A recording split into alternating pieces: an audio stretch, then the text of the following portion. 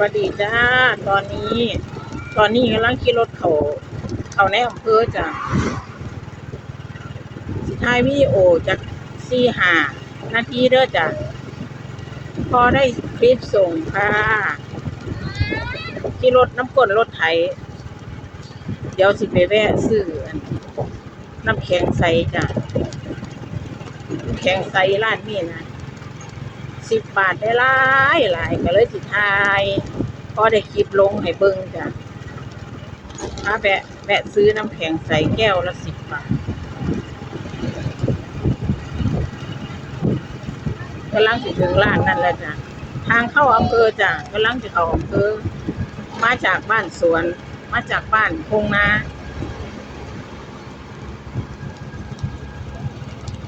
สิเข้าอำเภอจ้ะจอดแวะอ้อมคามนี่จ้ะจอดซื้อน้ำแข็งใสแป๊บแต่สิพาไปเบิ่งน้ำแข็งใสเด้อพี่น้องหลายจ้ะเขาได้กำไรจังเลยอะไปสั่งน้ำแข็งใส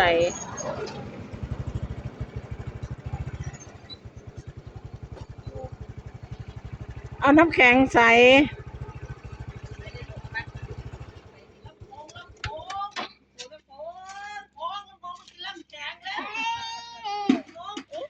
เอาเงินไปเอากระเป๋าแม่มา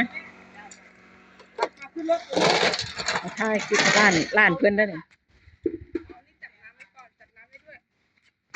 ขายลูกชิ้นไต้เว้นเท่ามื่อนะยายใบอันนี้จะครบ21 ใบป่ะนี่เอา2ใช่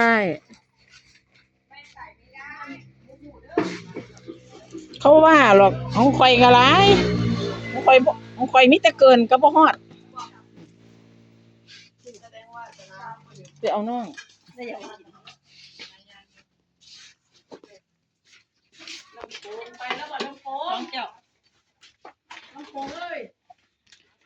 เอา3ก็ได้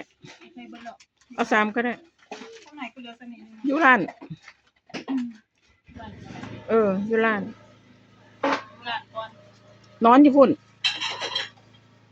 พากันฮ้อนนอนห้องแอร์อยู่บ้านก็มีแอร์หรอกว่าเขาแยกกันอยู่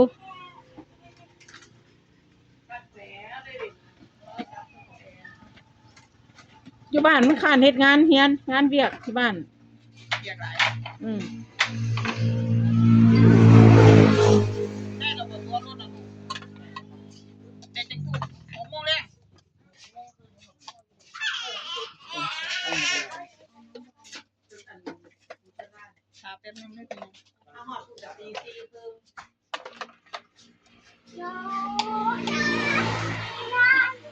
แต่นมเปรี้ยวให้น้อง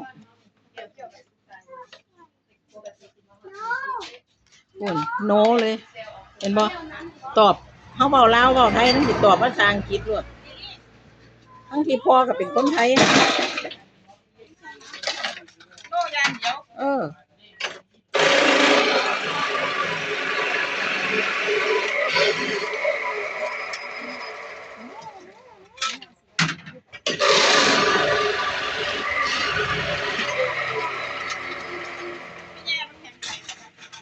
นี่ก็มีตัวเอาโจกอันนี้นี่3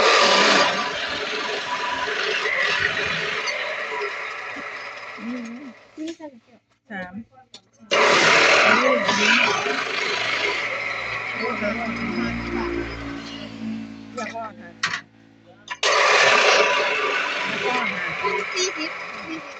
เอาเงินให้เพิ่น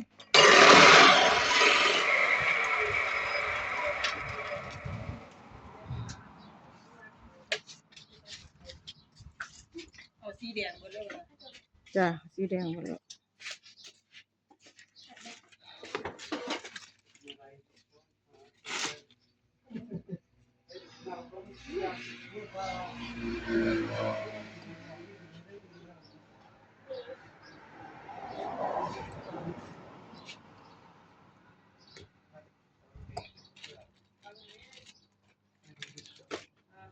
โอ้คุณพูดถึงกันนะ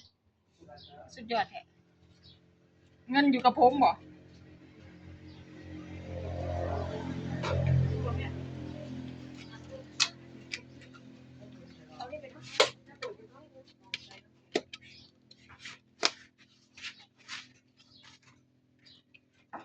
กินอะไรจะกินวันนี้ โซ นะ ดาเลย เหยื่อ นี่โซดา โซดาใส่กับมะนาวตอนเช้า